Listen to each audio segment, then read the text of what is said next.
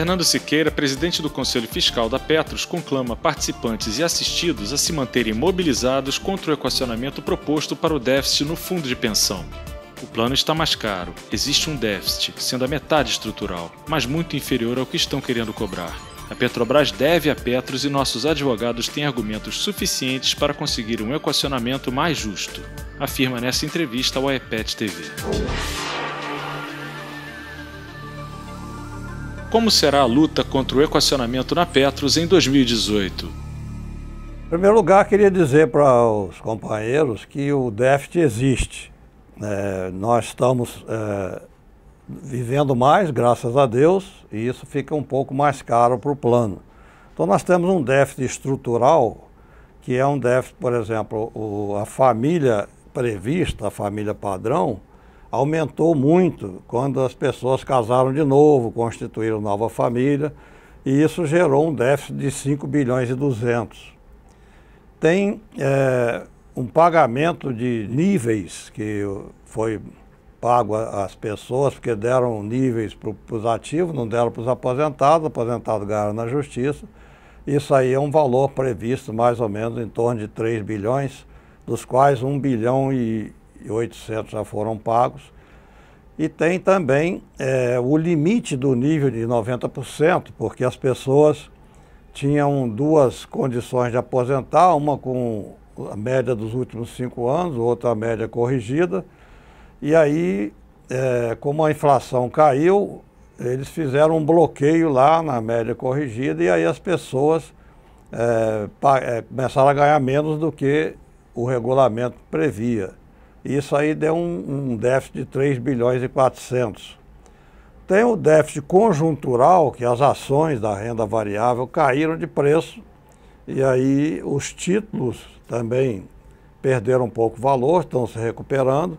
As ações também estão recuperando, não tanto quanto a gente gostaria, porque a carteira da Petros tem 6 bilhões da BR Foods, que é uma ação boa, mas que é fornecimento de produtos agrícolas, animais, e ela, com aquela operação carne fraca, ela perdeu um pouco do seu valor, não recuperou-se na bolsa como devia. As ações do Itaúsa também perderam um pouco, não recuperaram. Então só essas duas são 8 bilhões da renda variável que caíram com a bolsa e não se recuperaram completamente. Agora, tem além disso, né, tem uns investimentos que não foram corretos, são investimentos fruto de corrupção, de propina e tudo mais, que, por exemplo, tem 70 investimentos mal feitos que deram um prejuízo de 2 bilhões de reais. Tem a Sete Brasil, que o governo impôs à Petros. A Sete Brasil iria comprar 29 sondas, alugar para a Petrobras durante 30 anos. Era um bom negócio, mas aí a corrupção entrou, né? O Barusco deu dinheiro para os estaleiros sem cobrar a contrapartida em serviços. E aí o que aconteceu é que a Petrobras não cumpriu a sua obrigação de assinar os contratos, o BNDES não colocou o dinheiro que deveria e aí a empresa quebrou. Isso aí resultou num prejuízo de 2 bilhões de reais. Ou seja, um déficit existe, só que a Petrobras deve ao fundo de pensão mais ou menos uns 15 bilhões. Como a questão da dívida da Petrobras a Petros foi encaminhada? Teve uma ação civil pública, né, em 2001 que pedia 13 bilhões. Uma perita judicial reconheceu 9 bilhões e 800 desses 13. Então, desses 9 bilhões e 800, quando foi em 2008, a Petrobras reconheceu metade, se propôs a pagar metade, 4 bilhões e 700, e fez um contrato para pagar isso em 2028. A outra metade continua na Justiça, a FNP, Federação Nacional dos Petroleiros, continua na Justiça, e aí o que ocorre é que essa dívida, como a primeira metade foi reajustada e hoje está valendo 12 bilhões, a segunda metade vale também 12 bilhões. Então esse é o débito que a Petrobras tem com função dessa ação. Esse débito é irrefutável, porque desses 12 bilhões, 8 bilhões desses 12 foi um incentivo à aposentadoria que a Petrobras fez erradamente, porque permitiu que pessoas com 30 anos de serviço se aposentassem e no cálculo atuarial do plano ele tem que trabalhar até 32 anos. Não pode se aposentar com 30, porque a Petros passou a pagar o benefício a ele 2 anos antes. Então, com isso, a conta da Petrobras era que em 3 anos ela ia ter lucro, porque ela ia deixar de pagar esse adiantamento que ela deu para o Sopão, em 3 anos ela pararia de pagar salário a essas pessoas e aí ela teria daí por diante lucro. Só que ela não colocou o correspondente na Petros para compensar esses 2 anos a mais que a Petros pagou de benefício antecipado. Ou seja, a Petrobras se locupletou às custas do fundo de pensão.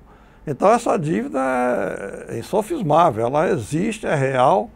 Então a gente espera que isso aí seja reconhecido na justiça e mais os outros débitos aí, que também são débitos firmes.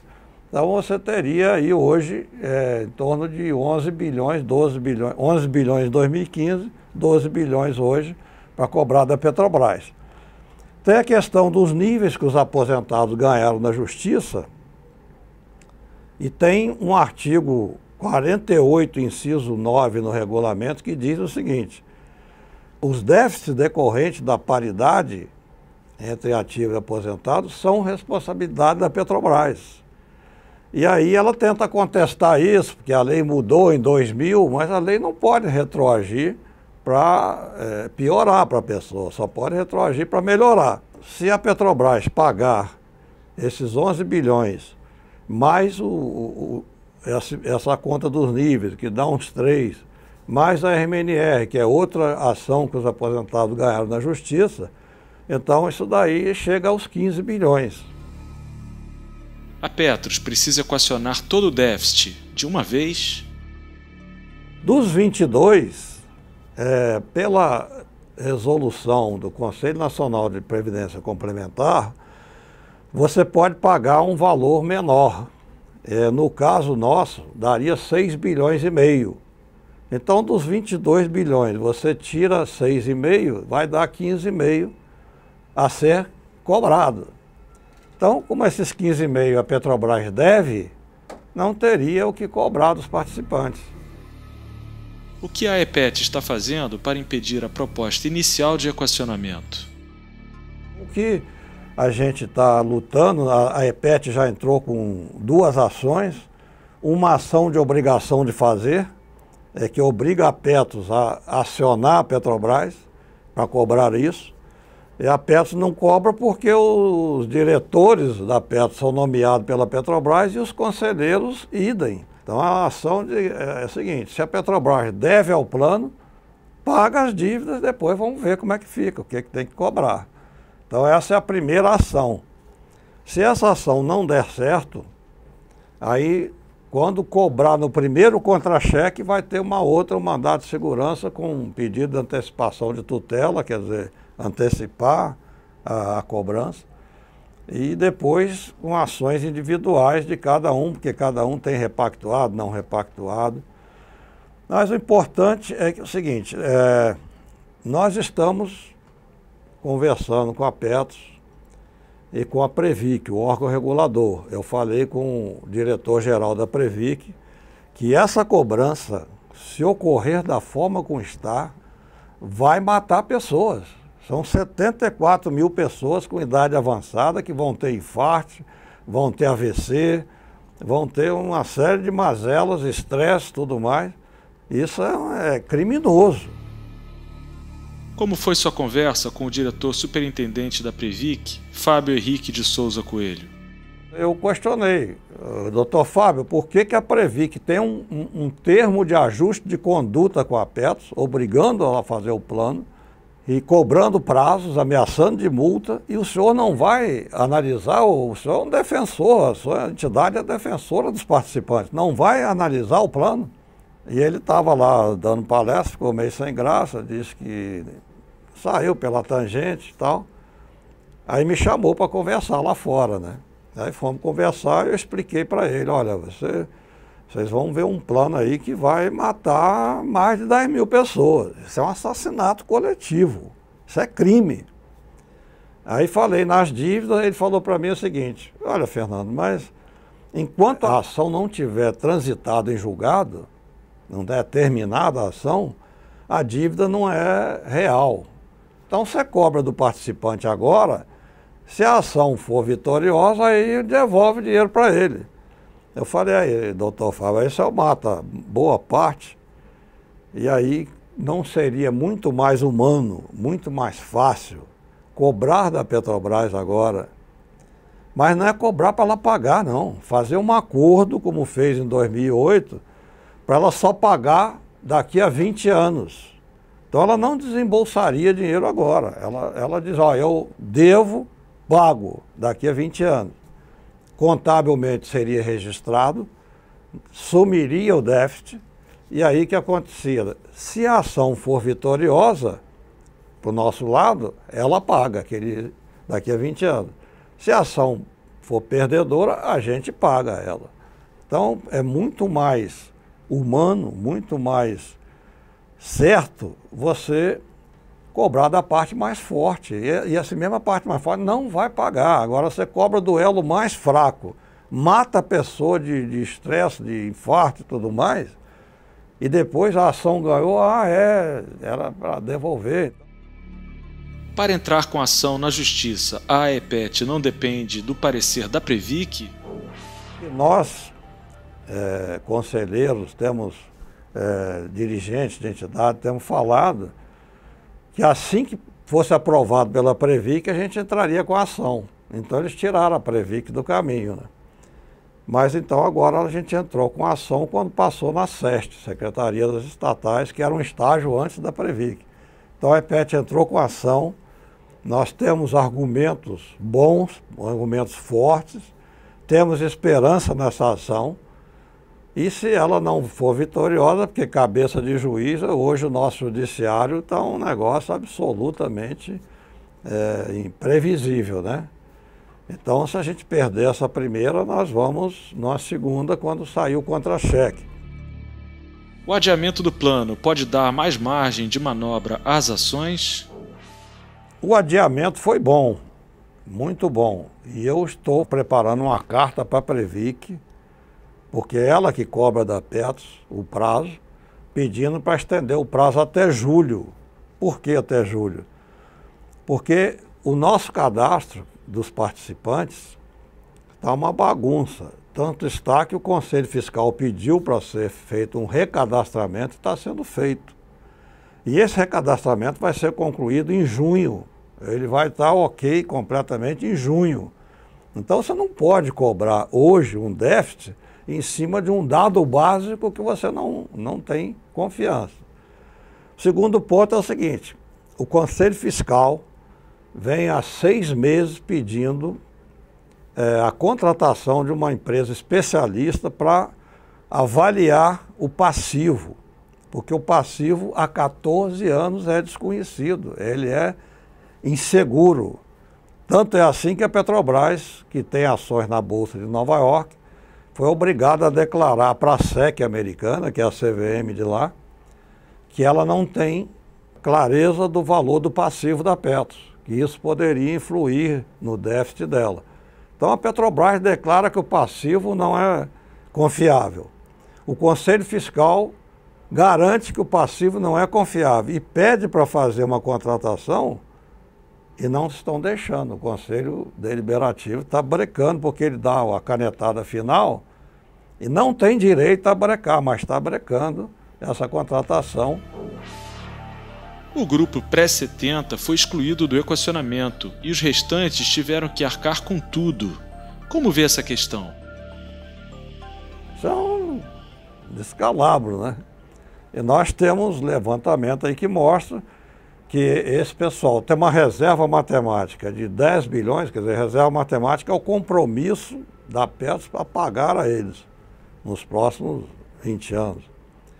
Então, o compromisso deles é 10 bilhões e 300, mais ou menos.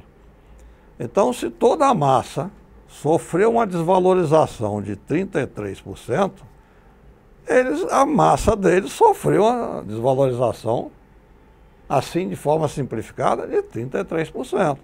Então, a Petrobras podia tirar esse grupo de dentro da massa, mas não, eu tiro, mas deixo 3 bilhões e 300 aí. A Petrobras criou um grupo de trabalho para tratar do equacionamento. Este grupo pode ser efetivo ou é apenas para atender a pressões?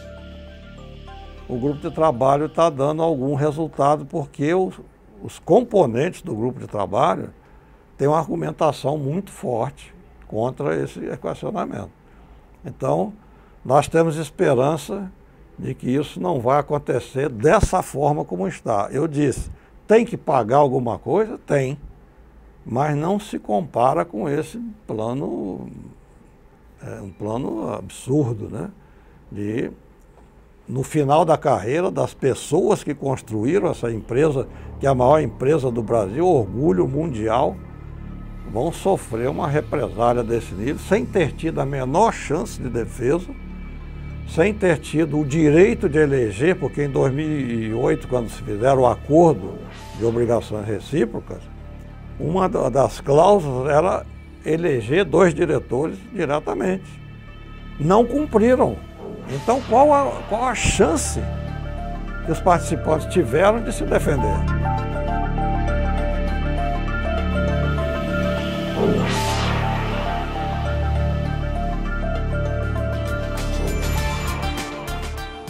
Quero dizer para os companheiros, existe o plano está mais caro, existe um déficit, mas muito, muito, muito menor do que esses que estão querendo cobrar.